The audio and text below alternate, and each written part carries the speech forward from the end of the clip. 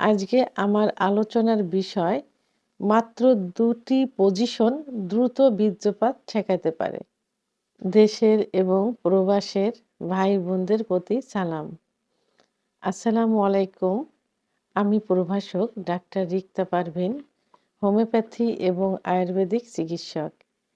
Chamber সেবা homeo complex and সেবা digital lab, উপজেলা মডেল মসজিদের পূর্ব পাশে, শিমুলিয়া, মাগুরা। আজকে একটি বিপরীতধর্মী বিষয় নিয়ে আলোচনা করব, অর্থাৎ এই বিষয়টির উপরেই হুবহু অনেক ভিডিও করা হয়েছে যে ওষুধ নিয়ে। তো আসলে অনেকে ওষুধ খেতে চায় না। ওষুধ ছাড়াই কিভাবে সমস্যার সমাধান করা যায়। অর্থাৎ আজকের বিষয়টি কিন্তু খুব ইন্টারেস্টিং। যাদের দ্রুত বীর্যপাত হয়, বীর্যপাত রোধ করার জন্য, ঠেকানোর জন্য আ ওষুধ ছাড়া মাত্র ২ টা পজিশন কিভাবে কাজ করতে পারে? সে বিষয় নিয়ে আলোচনা করব। আসলে সেক্স একটা আর্ট, একটা শিল্প। এটা নিজের মতো করে তৈরি করে নিতে হয়। তো অনেকে সেটা বোঝে এবং এপ্লাই করে, অনেকে বোঝে না। তো এই যে আ সেক্স বিষয়ের উপরে বিখ্যাত একটা গ্রন্থ রচিত হয়েছে, কামশক্তি গ্রন্থ। এটি অ্যা অর্থাৎ কামসূত্র গ্রন্থ, এটি ভারতে রচিত হয়েছে। তো এখানে কিন্তু অনেক পজিশন দেওয়া আছে। অনেক পজিশন। কোন পজিশনে স্ত্রী সুখ পায়, কোন পজিশনে স্বামী সুখ পায়, আবার কোন পজিশনে দীর্ঘ সময় সহবাস করা যায়। তো আজকে আমি মাত্র দুটি পজিশনের কথা বলব, যে ২ টা পজিশন এপ্লাই করলে দীর্ঘ সময় সহবাসে লিপ্ত থাকা যায়। সেটা কোনো ওষুধ ছাড়া, নিজস্ব কোনো শক্তি ছাড়া। কারণ সহবাস একটা শক্তির বিষয়। পর্যাপ্ত এনার্জি কিন্তু লস হয়। তো সেই ক্ষেত্রে সাধারণত একটা পজিশনই বাঙালি বেশি এপ্লাই করে থাকে, সেটা হলো, যেটা ইসলামও সাপোর্ট করে, সেটা হলো যে স্ত্রী নিচে বেডে শায়িত অবস্থায় থাকবেন আর অ স্বামী উপরে যৌন কার্য সম্পাদন করবেন উপর থেকে। তো এটা যদি বিপরীতভাবে করা যায়, অর্থাৎ স্বামী নিচেই থাকবেন, বেডে থাকবেন, উপরে স্ত্রী যৌনিকার্য সহবাস করবেন। তো এই পজিশনে যদি সহবাস করা যায়, তাহলে দীর্ঘ সময় কিন্তু সহবাসে লিপ্ত থাকা যায়। কারণ এটাতে স্ত্রীর এনার্জি লস হয়। পুরুষের কিন্তু ওইভাবে এনার্জিটা লস হয় না। যখন এনার্জি লস হয়, তখন স্ত্রী কিন্তু কি হয়? নিস্তেজ হয়ে যায় এবং তার দ্রুত বীর্যপাত হয়ে যায়। স্বামীর কিন্তু বীর্যপাত হতে চায় না, সময় লাগে। তবে এই যে পজিশন, উপরের থেকে স্ত্রী সহবাসে লিপ্ত থাকবেন, এর কিছু টেকনিক আছে।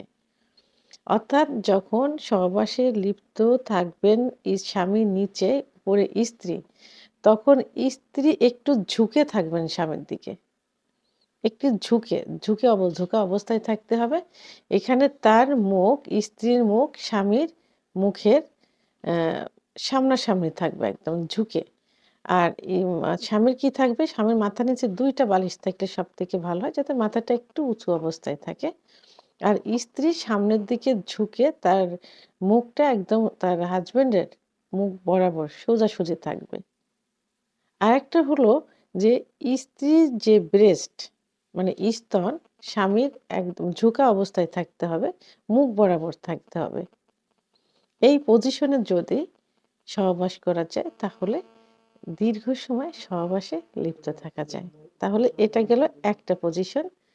আরেকটা পজিশন, এই পজিশন সাধারণত আ এল সিস্টেম, অর্থাৎ স্ত্রী সামনে এল সিস্টেমে শুয়ে থাকবেন।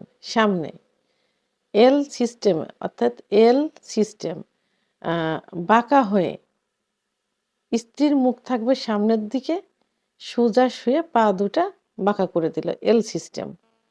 পিছনে, পিছনে ঠিক একই সিস্টেমে পিছনে স্বামী থাকবে। তার মুখটাও কিন্তু সামনের দিকে থাকবে, অর্থাৎ স্ত্রীর পিছনে, সামনের দিকে। স্বামীও এল সিস্টেম হয়ে একই সিস্টেমে শুবে। তাহলে দুজনের মুখই সামনের দিকে, দুজনের মুখই পা সামনের দিকে থাকলো। তো পিছন সাইড দিয়ে স্ত্রীর যোনিপথ দিয়ে স্বামীর যৌন কার্য চালিত করবেন। তো এইভাবে এল সিস্টেমে সহবাস করলে কিন্তু দ্রুত বীর্যপাত রোধ করা যায়। স্বামীর কিন্তু দ্রুত বীর্যপাত হবে না। তাহলে আমরা আজকে ২টা পজিশন অ্যাপ্লাই করলাম। একটা পজিশন হলো স্ত্রী উপরে থাকবে, স্বামী নিচে থেকে যৌন কার্য পরিচালনা করবে এবং তার কিছু সিস্টেম আমি বলেছি। আরেকটা হলো এল সিস্টেমে সহবাস করবেন। স্ত্রী সামনে, পিছনে হাজব্যান্ড থাকবেন, অর্থাৎ স্বামীও এল সিস্টেম হয়ে শুবেন। পিছন সাইড দিয়ে যৌন কার্য পরিচালনা করবেন। এভাবে দীর্ঘ সময় সহবাসে লিপ্ত থাকা যায়। তো ভিডিওটি সম্পর্কে যদি কোনো মতামত থেকে থাকে অবশ্যই কমেন্টসের মাধ্যমে জানাবেন। আর ভিডিওটি ভালো লাগলে লাইক, কমেন্ট, সাবস্ক্রাইব করে আমার সঙ্গে থাকুন। আল্লাহ হাফেজ।